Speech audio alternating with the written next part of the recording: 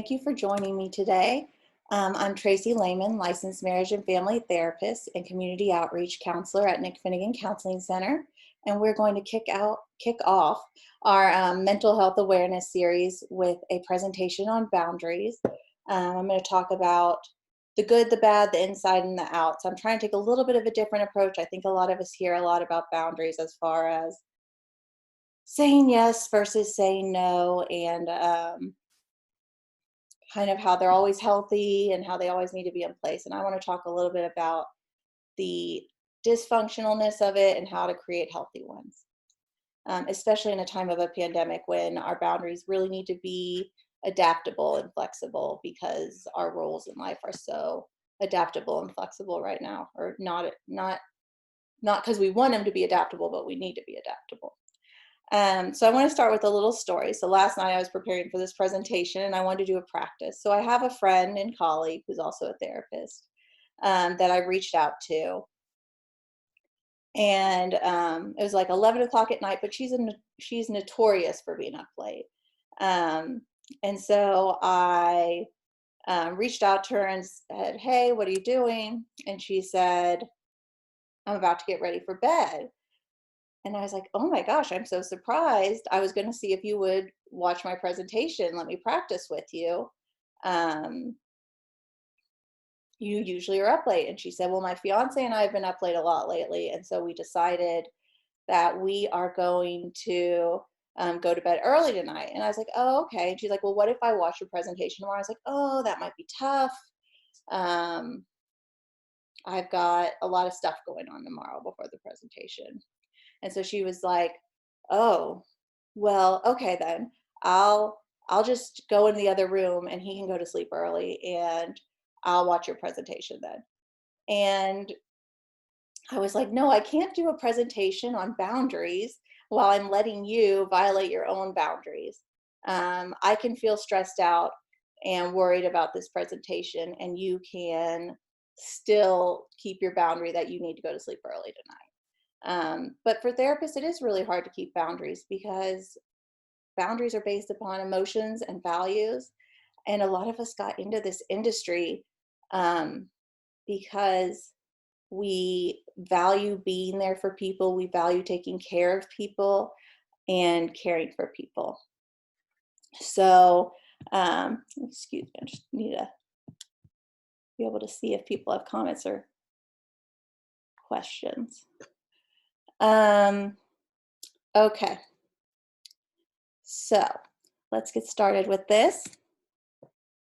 So today I'm going to cover what boundaries are and the different ways we can utilize them, why and when they're helpful, how to implement them in effective and healthy ways, and how to know if we are using them dysfunctionally.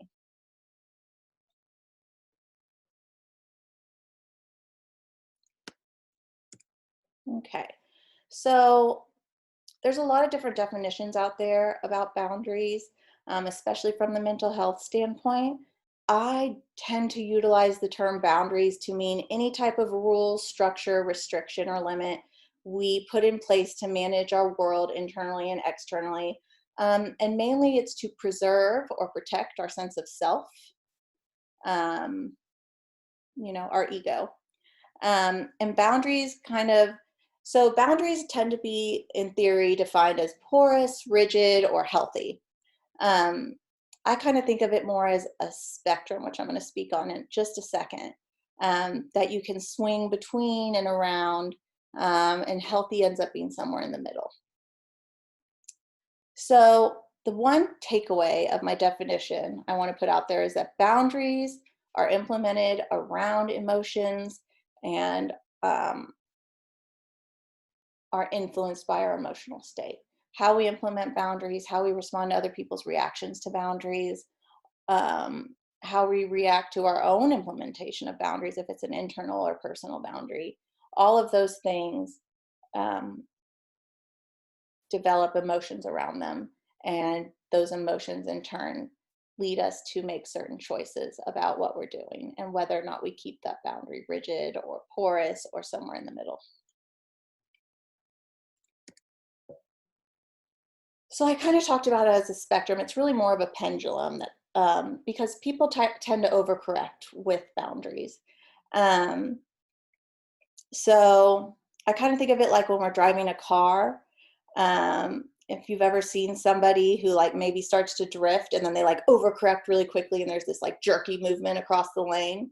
Um, Whereas maybe a more effective and less panicky response would be just to kind of slowly turn the wheel back in the direction you need it to go. And so that's kind of what I think happens with boundaries is we correct based on what we're feeling. So again, emotions lead the way. So porous boundaries, I have been throughout my life notorious for porous boundaries. Um, I have always valued being an integral part of things, being important, being loyal and depended on and dependable. So those are all values and ways that I have characterized who I am as a person. And in trying to be those things in an unhealthy way, I tended to overextend myself, insert myself in places where maybe it wasn't the healthiest thing to do, and maybe I didn't have the resources to do it. So I'm volunteering for everything. I was a good old yes person. I said yes to everything. Um, and in doing so, I ended up experiencing burnout. I wasn't able to be there for everyone. I wasn't able to keep all my commitments. I find myself more exhausted at the end of the day, more unhappy, more disconnected. I'd feel, when we have porous boundaries, we're also more vulnerable because porous boundaries mean we're letting people in, whether or not it's safe to do so. And so we're more vulnerable and thus more sensitive to people's behaviors. So maybe we feel left out or we're not being let in on something. Um, we feel taken advantage of. We feel like our work isn't reciprocated. Those are all the risks in porous boundaries. And when we start to feel those things really strongly and they become overwhelming, we tend to swing the pendulum over to the rigid side. Fine, I'm not going to reach out anymore. I'm not going to be a part of this anymore. I'm not going to be there when you need me anymore. And these types of reactions create disconnection. They create loneliness and abandonment, and negative feelings towards ourself and our self-esteem. So they're really put us in a lot of pain. Both either way, we end up in a lot of pain. And the best way to avoid these two extremes is to develop our self-awareness. So I want to talk to you guys a little bit about what that looks like. Okay, so self-awareness. So what I'm talking about with self-awareness is really we're developing this emotional compass, which I'll get to at the end of this. But the parts I want you guys to take away that you can use to develop this and create boundaries around the system, that these are things that you need to implement in your day-to-day life in order to get that emotional compass to a place where it can navigate you towards the choices that work best for you and are the most healthy. So the first thing I like to talk about is mindfulness meditation. I probably recommend mindfulness meditation to just about every client I see. Meditation is not about being this Zen, floating, cross-legged person with a totally clear mind, that clear your mind thing. That's not it. Mindfulness meditation is simply about learning that you have a choice, that you have a choice in a given moment of what you want to attend to. Do you want to attend to a stressful thought right now? Is that effective? Or do we want to focus on something else? Mindfulness is training ourselves to choose our focus, choose what we can attend to, and that we can choose that.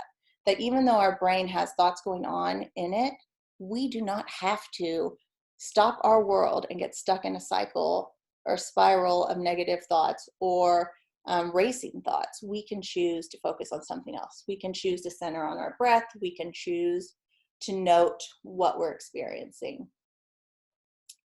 And so with that, I always also like to recommend journaling, because when we're doing this mindfulness meditation, we're going to become more in tune with our emotional states.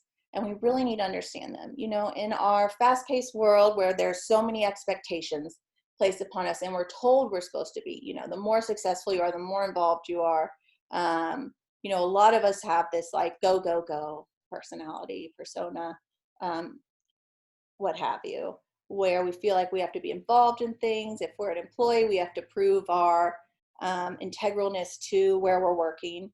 Um, when we're a parent, we have to prove that we're, you know, doing this amazing job, getting our kids to all kinds of activities, giving them the best possible start by just completely overburdening ourselves, and so on and so forth, being everything to everyone all the time. Or if we have super rigid boundaries, maybe we just have some roles, but we're totally fully invested in them at the expense of other health. So journaling allows us to reconnect with ourselves, because a lot of times in that process of feeding into all these roles we think we're supposed to have, we lose sight of who we actually want to be and who we are. And so journaling allows us to explore our emotional states, why those emotional states are occurring, what values are we not living up to, what is being challenged or risked, that are the integral parts of ourself that we hold dear, whatever things that you value about yourself that you think are good or important to be. When those things feel at risk or challenged, we have an emotional response to those. And then the other thing is, and we get this out of both of these practices, is being able to slow down, being able to respond rather than react. So a reaction to me is a way of, the way I'm using the terms is, a reaction means that I'm trying to escape an emotion. I just want to get rid of it. So I will quickly, it's not even a thought out thing. I don't like this feeling. So snap, we're going to do something. I think about this a lot in parenting. I think about it a lot with, right now, especially during the pandemic, where there's so many roles. I've talked about this a few times already, but our resources are so much more stretched than they've ever been before. We don't have access to people that maybe we used to depend on for childcare, for helping us care for our homes. And so there's a lot more work on us, and it's all overlapping. I talked in one of my, if you've watched any of our Calm in the Chaos series, I talked about the built-in compartmentalization we used to have, and how now we don't have that. When I'm seeing clients, I have to keep my room, you know, I have to keep their confidentiality. And so setting that boundary, or worrying about my kids breaking that boundary, you know, like that guy on the news everyone laughs about, where the kid comes in the room while he's on the news, you know, fear of that happening. So I'm navigating that stress while trying to manage my job. You know, or even this right now, you know, this is live, what kind of interruption can happen in my household? There's no separation there. You know, and so being under a lot of stress and a lot of anxiety can create some anger and frustration. And especially when you're dealing with little ones. I have preschoolers, and sometimes they're having a hard time managing all this. So when I react to them, I snap at them. It might not even be about them. I might be freaking out about an internet connection issue or something, but then I snap at them, instead of, you know, being aware that I am super stressed out, that there's a lot going on, that I need to take a moment, take a deep breath, choose to let go of that stress just for right now, so that I can address this issue, because it's important to me to have a connection with my child. I value my connection with her. And so I'm going to slow down and turn to her and say, I'm really frustrated right now, and you're not seeing mommy at her best. What can we do right now that can help you deal with what's going on and help me be able to focus on the things I need to focus on? And so then I'm responding to her. Then I'm letting her know I know that she's feeling my stress, and that that she's not to blame for it. Versus when I snap at her and it feels like all my feelings are her fault. So that's a boundary too, right? You know, what kind of emotions we project onto others. So slowing down, being able to take that moment so that you can just determine what response is going to be healthy, versus creating a reaction that might not get us a good result. So the emotional compass. So all of this feeds into our emotional compass. Emotions are our earliest way of thinking. Before we had written rules and structures in place to help keep us safe, we had feelings. We had a sense of what things were, based on how we felt internally about them and the way our survival mechanisms kicked in. So if we were afraid, if we saw a snake or there was a cliff nearby, we would know to fight, flight, or freeze. And if we fight, then we have anger come up too, right? So anger is our fighting response, but it also comes up if we feel challenged, if we feel threatened, if we feel like something is being violated. Sadness is our way of knowing that we're in a vulnerable or hurt place, and knowing that we need to get to a place that's safe where we can access support. Tears are supposed to bring people we trust to us to comfort us. There's a lot of research that says that it triggers a place in our mind that says when we see somebody else's tears, that helps us empathize and go to them and offer comfort and safety. And then happiness lets us know we're making choices that give us contentment. So as we develop our understanding of what's going on inside of us, we can read our emotions. We can read this compass and know what direction it's pointing us in. So there's a lot of healthy directions we can take with healthy boundaries. I used a lot of terminology from Brene Brown's, like being daring or living full-heartedly. But I want to talk about noticing when a boundary comes down or is in place that is ineffective or dysfunctional in my personal life. So I've spent a lot of time as I've developed my skills as a therapist, developing myself as well. It kind of goes with the trade. In order to help others, you have to help yourself. Kind of that airplane thing of put the mask on yourself before you put it on others.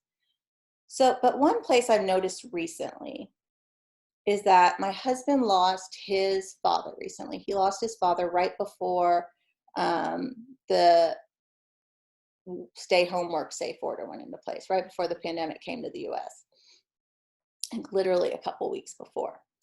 And so he's been grieving this whole time. And it's been a really high stress. So that's another thing on top of it for us. And so he's been coming to me in grief. But the thing is that I had to like develop awareness around is that I'm grieving too. I had a relationship with my father-in-law and he was important to me as well. And so when he would come to me, I would feel like I needed to stop that emotion, that I can't be there for him. For whatever reason, my reaction was, I can't be there for him if I'm also grieving. And I need to protect my own feelings because he can't be there for me because of his grief. And so I would put a boundary down to protect myself. I was not being vulnerable. Here's the thing about emotions. If you cut off an emotion with somebody or in an interaction with somebody, there's not a place in your brain where you could say just this emotion in this circumstance. The whole emotional system shuts down. Sue Johnson has some great research on this, but you can't control it. You either shut the whole thing down and you spend your energy keeping your emotions down, or your emotions are all there. There's not an in-between there. There's not a spectrum there. And so what I noticed was, and I could viscerally feel this is how interesting boundaries can be, that we don't even know we're putting them in place sometimes. But my body was putting it in place, and there was a boundary. I could feel it come down and be walled off, and the emotions go out of me because I'm trying to be a support person for him, but I couldn't because I couldn't access my emotions anymore. So it's an unhealthy one. I was protecting myself. I was protecting my own grief and my own hurt and my own need to be a certain person to my husband. And what I really needed to do and what I've been working on doing instead is kind of saying, I'm grieving too. I might need a moment right now. Can we just sit together? How can I be there for you? I'm having trouble because I'm also hurting when I talk to you about this. Kind of trying to navigate this where I am accessing my own vulnerability in order for him to be able to be safe and being vulnerable with me, if that makes sense. And so that's a way that boundaries can be dysfunctional. Sometimes we use them to hide. I see this a lot when I work with couples, or even individuals who have in the past worked with someone and have been working really hard on codependency. There's something to codependency. There's something to not taking responsibility for others and letting them take responsibility for themselves. But there's also that overcorrection divides us. And I see it a lot when I'm working in relationships and somebody's expressing something and the other person sits there and is like, that's not my problem. You're violating my boundaries. that's hiding behind boundaries. That's not a healthy boundary. A healthy boundary is, this is toxic, or I don't like the way you're speaking to me. Can you speak more respectfully? But when you're blocking somebody out that you're trying to connect with, that's not healthy. That's not getting you what you want. That's not living this value driven life. And the key to all of this, and knowing when to put them in place, these boundaries, and how and what purpose they serve, is self-awareness. So this comes from Brene Brown. Brene Brown says that compassionate people ask for what they need. And she says that compassion is bred out of setting healthy boundaries, knowing they say no when they need to, and when they say yes, they mean it.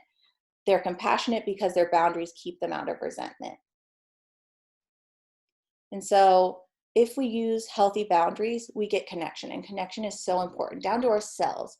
Nothing inside of us can exist in isolation. Our organs all work together. Our neurons all work together.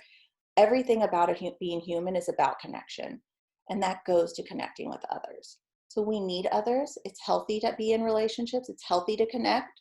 And so making sure the boundaries aren't hiding you from connection or keeping you from connection. Making sure you can still access empathy and compassion.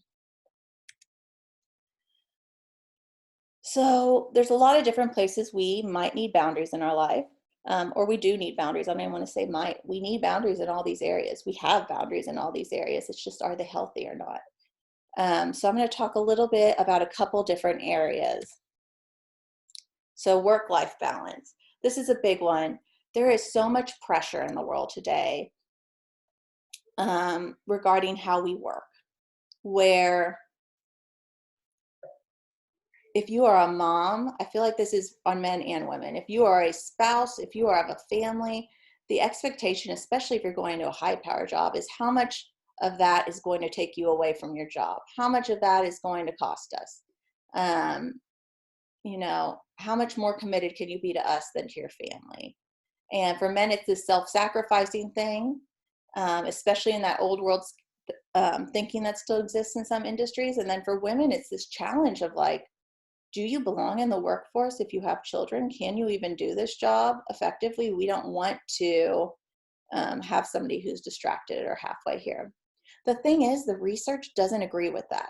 The research says that people who are creative and effective in their jobs are people who take care of themselves and their families. People who feel connected in their lives, feel content with their lives, have good self-care, are able to live a value-driven life. Those are the people that are the most successful. Those are the people whose research shows are more efficient, more creative with solutions, produce better work and more work. So you really do a lot better when you are able to set these boundaries and take care of yourselves, even in this work environment where you think your expectation is to just dive into work and completely devote yourself to it. Having healthy boundaries actually makes you a better employee. I'm not going to spend a ton of time on interpersonal boundaries. I'll talk a little bit about them when I get into the digital format, which I think is really important right now. But the one takeaway I do want you to have for interpersonal boundaries is that boundaries between people, the most important part of that is knowing what you're responsible for and what the other person's responsible for. Meaning that example I gave of my friend and colleague who was going to put her own needs aside so that she could listen to my presentation. She was trying to be responsible for the guilt maybe she was feeling. I don't know. I didn't ask her. I did tell her I was sharing this story, so I did get that boundary is set. But she felt bad that I was stressed out about this presentation. I always get stressed out about presentations beforehand, but she felt like she couldn't let me down. But it's normal to be stressed about presentations. I don't know many people who don't get stressed out about things, especially in like a wide reaching live audience where I can't edit the footage after or anything. So it's okay for me to be stressed. She doesn't have to own my stress. I can get through it on my own. And she can be there for me and understand that and still keep her boundary. she did offer me an alternative. I could choose how I want to respond to that.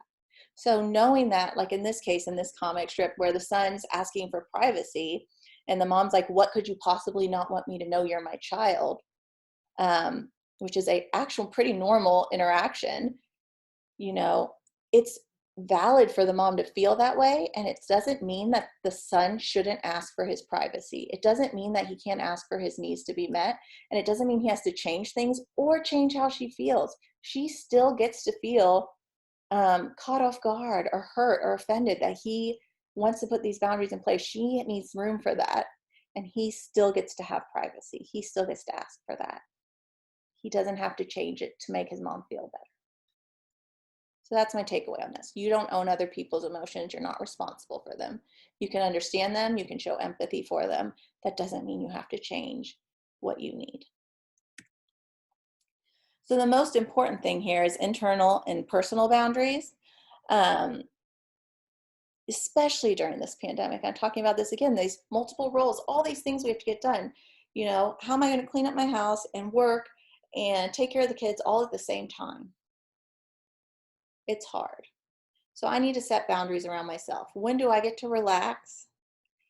What type of structure do I want to implement? Are there things I can let go for now until there's a time that I can address them? Those are boundaries too. Boundaries we set for ourselves. What's important to me? What do I need to be taken care of? What will make me go crazy if I'm not handling it? And what, you know, might be a little frustrating later, but is okay for right now. I can live with it. Ways of making room for self-care. You know, I talk about my porous boundaries that I used to have and the burnout I experienced. When I started just volunteering for things I really was passionate about, and I started being healthy and only giving help when asked, I was able to implement some self-care for myself. I took up needlepoint because my stress levels had been so high. I was a new mom pretty recently. I was trying to, you know, all these failure complexes come up, and I needed something that steadied me. And so I found needlepoint, which is a very calm, soothing, rhythmic art and a creative outlet. And I make time for that still. I made time for that class. I scheduled it in a class where I learned more needlepoint stitches and had help navigating the world of needlepoint because I'd never been in it before. And I made time for that. I scheduled it. It was a priority for me to get that time for myself. And for you, it might be making sure you get your run in. It might be making sure you get that meditation time in, whatever you need to put boundaries around. And it might even be limiting yourself. I think a lot in the pandemic, screens are so connected to our social anxiety. I notice the more screens we use, the more uncomfortable it gets to interact with people directly. And so somebody who might be a real introvert, who might be more comfortable with the online presence, the more time they spend on there, the harder it is for them to interact with others. So somebody who is comfortable in this role, but also knows that their anxiety of having to call people increases, maybe their boundary is that I have to make one phone call to one person a day and talk to them on the phone. And sorry, my cat's in here. That's what happens when we're on live. And so setting those types of boundaries around yourself. What are the limits? What are things you need to put in place? Screen time. I'm about to get into the digital boundaries, and I know we're running short on time, going a little over. So that's a boundary I'm not doing so great at, is my time boundary. So I think you guys get the idea. Setting the boundaries when something's taking the place of something more important. Social media, you can set limits on that. I love that. You know, you can give yourself just 2 hours of social media, and then the other hours you might have been just like aimlessly searching through your social media feed, you can spend engaged with something that is more important to you that you might have been missing, that helps you take care of yourself. So boundaries in the age of the digital world, which is pretty much our lives now. I don't know about all of you, but most of the people I know, including myself, spend most of our time in front of a computer, connected in some way online, accessing social media, using Zoom, all these things. And when we do these things, I find that and like vlogging, all those things, porous boundaries are really common. Like we want to show our real world, our real life, our vulnerability, or we want to show our perfectness. I don't know. But the problem with that is that at some point, the world that we are exposing isn't just ours. We get to choose for ourselves what we want to put out there, but we're also choosing for others. So we might want to think about what stories we're telling about our kids, what pictures we're putting out there of our kids, or videos, or even our spouse when we tell stories about our spouses, knowing that they're okay with that story being out there, knowing what things they want us to share and what doesn't. And the other thing is that there's a lot of people that can use your online presence to hurt you. There's a lot of cyberbullying. There's a lot of trolls out there. And the larger your online presence is, the more vulnerable you are to them. And so you're walking a very fine line there with putting yourself out there and opening yourself up to be hurt. And so having stronger boundaries help, having an understanding of your values and how your presence online feeds into those values or feeds against those values. And then maybe if it's something that is very vulnerable that you're aware of, maybe it's about having a private group you share in with people that you trust and know are going to be understanding. Okay. So that is all I have for today. But if you have any questions that you can't think of right now, or you watch this in the replay and have more questions, please feel free to email those and I can respond. My email is tlehman@finnegancounseling.org. Also, please keep in mind this is the beginning of our mental health awareness month. And we are going to begin a mental health toolkit series presented by our director, Audrey Omenson. It's going to begin next Tuesday. It's going to be every Tuesday. And you can visit our homepage, finnegancounseling.org, for more info. And thank you all so much for tuning in. I hope it was helpful and engaging for you guys. And I look forward to seeing you guys next time. Take care.